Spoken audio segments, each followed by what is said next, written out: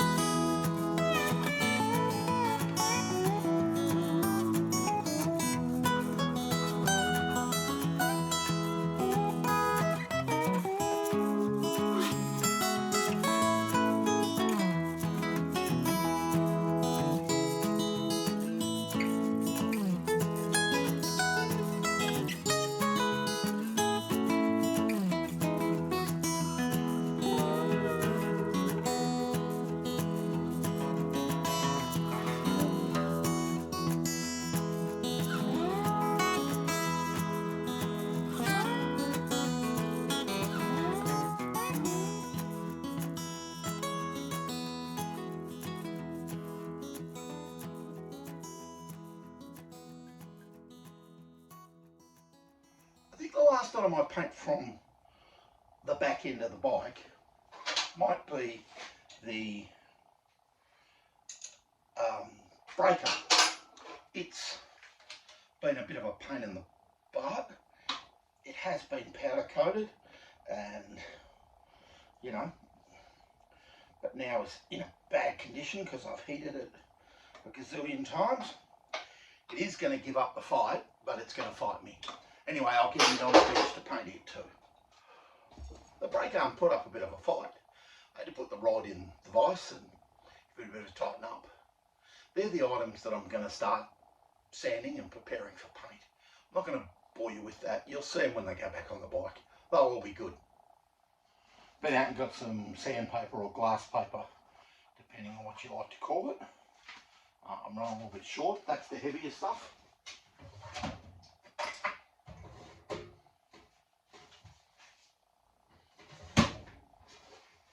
I've been messing with these guards. The rear guard's not too bad, it's just in etch primer. The front guard's been a bit of a tip sight, and you've probably already seen that as we went. It's been a bit of a battle, but it is what it is. I've filled holes, welded holes, massaged, heated, bent, shoved, pushed, and got it into shape. It's sitting here with spot putty on it now. It's been in primer a couple of times, and it's now ready for me to just take this, I call it spot primer, spot putty or blazing putty I think it's called, back to the surface, and then I'm going to primer putty them, and then they'll be ready for top coat. So I won't bore you with sanding. Sanding is just sanding. You can join me after I've got these into a state where they're ready for a bit of primer. Should have said before, I was hitting this with 320, wet and dry.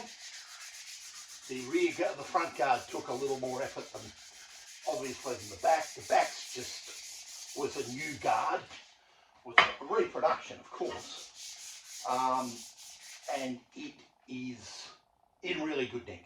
So it's just in primer, and I'm just going to give this a light sand with the 320. I find that you're just taking the edge off it, and when you're putting the primer putty on, or primer filler, you get a better finish because you bothered to sand it after you've already sanded it with, you know, you've ground it, filled it, 120'd it, 180'd it, primed it again. I find then a 320 or a 240, just to scuff the top off the primer, will just smooth it out, and maybe it even makes the next coat adhere better. I'll push on and do a bit more of that, and then we'll get to it.